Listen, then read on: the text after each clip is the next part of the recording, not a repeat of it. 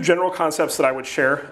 So one is the venture capital business is 100% a game of outliers. It's extreme exceptions, right? So the conventional statistics are, on the order of 4,000 venture fundable companies a year that want to raise venture capital. About 200 of those will get funded by what's considered a top tier VC. About 15 of those will someday get to $100 million in revenue.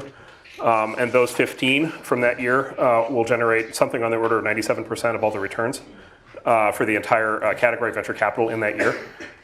And so venture capital is such an extreme feast or famine business. You're either in one of the 15 or you're not, or you're in one of the 200 or you're not. And so the big thing that you're just looking for, no matter which sort of particular kind of criteria we talk about, they all have the characteristic of you're looking for the extreme outlier.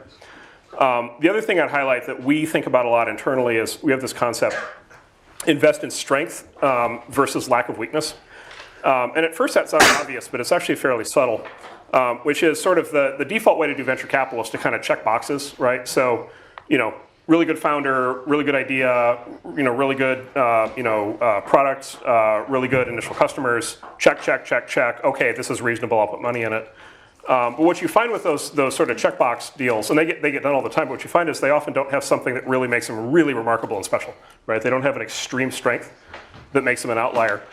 On the other side of that, the companies that have the really extreme strengths often have serious flaws. And so one of the cautionary lessons of venture capital is if you don't invest on the basis of serious flaws, you don't invest in most of the big winners. And we could go through example after example after example of that. But that would have ruled out almost all the big winners over time. And so at least what we aspire to do is to invest in the startups that have a really, really extreme strength along an important dimension, and then be willing to tolerate some other set of weaknesses.